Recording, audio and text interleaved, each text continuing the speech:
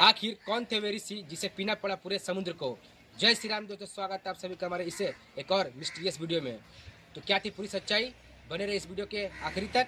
चलिए टाइम न जाया करते हुए वीडियो को शुरू करते हैं। महर्षि दधीचि और ऋषि अगस्त्य की कथा भारतीय पौराणिक इतिहास की उन गाथाओं में से एक है जो धर्म और अधर्म के संघर्ष की गहराई को दर्शाती है। यह कहानी त्याग, तप और निस्वार्थता के अद्वितीय उदाहरण प्रस्तुत करती है। प्राचीन काल में वृत्रासुर नाम का एक अत्यंत शक्तिशाली राक्षस उत्पन्न हुआ, जिसने अपनी कठोर तपस्या से ब्रह्मा जी को प्रसन्न किया। ब्रह्मा जी ने उसे यह वरदान दिया कि वह केवल एक ऐसे अस्त्र से मारा जा सकता है जो किसी ऋषि की हड्डियों से बनाया गया हो। इस वरदान के कारण वृत्रासुर इतना अजय हो गया कि उसने देवताओं को पराजित कर स्वर्ग पर अपना कब्जा कर लिया।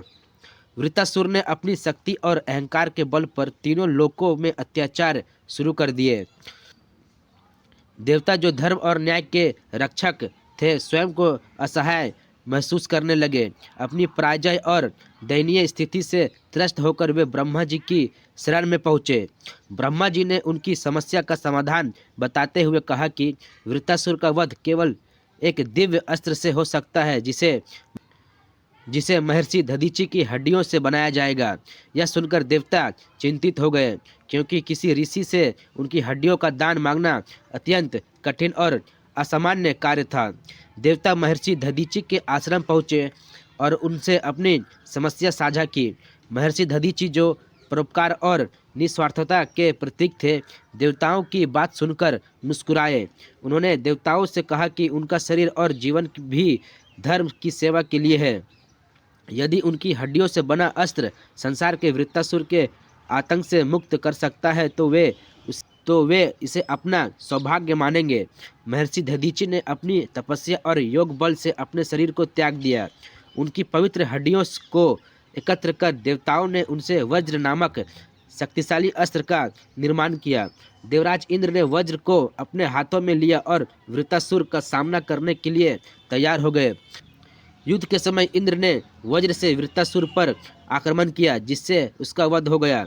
वृत्रासुर के मारे जाने के बाद देवताओं ने स्वर्ग का पुनः अधिकार प्राप्त किया और लोकों में शांति स्थापित हुई।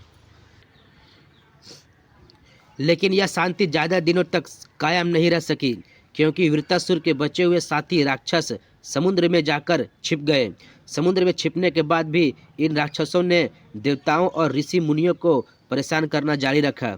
वे जानते थे कि देवताओं की शक्ति का मूल स्रोत ऋषियों का तप और यज्ञ है, इसलिए उन्होंने यज्ञों को बाधित करना और तपस्वियों का वध करना शुरू कर दिया।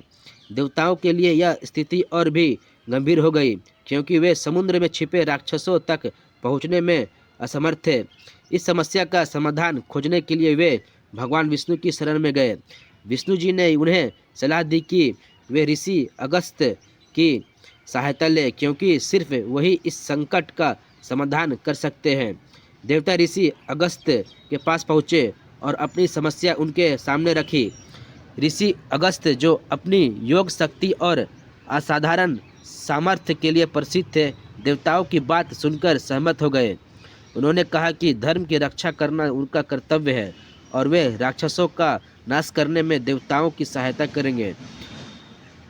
ऋषि अगस्त्य ने अपनी दिव्य शक्ति का उपयोग करते हुए समुद्र का सारा पानी पी लिया। उनके इस अद्भुत कार्य से समुद्र पूरी तरह से सूख गया और उसमें छिपे सभी राक्षस बाहर आ गए।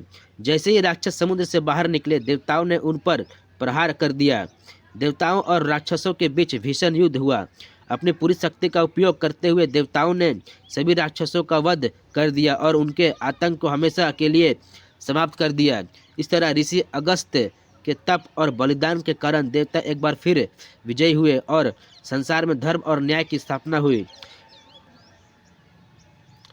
यह कहानी केवल धर्म और अधर्म के संघर्ष को ही नहीं दर्शाती, बल्कि यह भी सिखाती है कि निस्वार्थता और परोपकार से असंभव कार्य भी संभव हो जाते हैं। महर्षि दधीचि का बलिदान हमें यह भी सिखाता है कि अपने जीवन को धर्म और लोक कल्याण के लिए समर्पित करना ही सच्चा जीवन है। उन्होंने यह प्रमाणित किया कि किसी के जीवन का सर्वोच्च उद्देश्य दूसरों की भलाई और धर्म की रक्षा होनी चाहिए। ऋषि अगस्त की शक्ति और तपस्या यह दर्शाती है कि साधना और ज्ञान में इतनी शक्ति है कि उससे असंभव कार्य भी संभव हो सकते हैं। उन्होंने अपनी अद्वितीय शक्ति का उपयोग करके समुद्र को सुखाया और राक्षसों के आतंक का अंत किया। यह कथा एक और महत्वपूर्ण संदेश देती है कि जब भी धर्म संकट में होता है तो समर्पण, तप और परोपकार से अधर्म पर विजय पाई जा सकती है। महर्षि दधीची और ऋषि अगस्त की यह कथा न केवल भारतीय पौराणिक साहित्य में अद्वितीय है, बल्कि यह आज भी प्रेरणा और का स्रोत बनी हुई है। यह हमें त्याग, सहयोग और सत्य के मार्ग पर चलते रहने का संदेश देती है। तो कैसी लगी ये वाली वीडियो कमेंट बॉक्स में अपनी राय देना नहीं भूलिएगा, और ऐसे ही मिस्टीरियस वीडियोस देखने के लिए हमारे चैनल को जरूर सब्सक्राइब करें। चलिए मिलते हैं आप किसी दूसरे वीडियो में, तब तक के लिए जय श्री राम, और वीडियो में बने रहने के लिए आप सभी का धन्यवाद।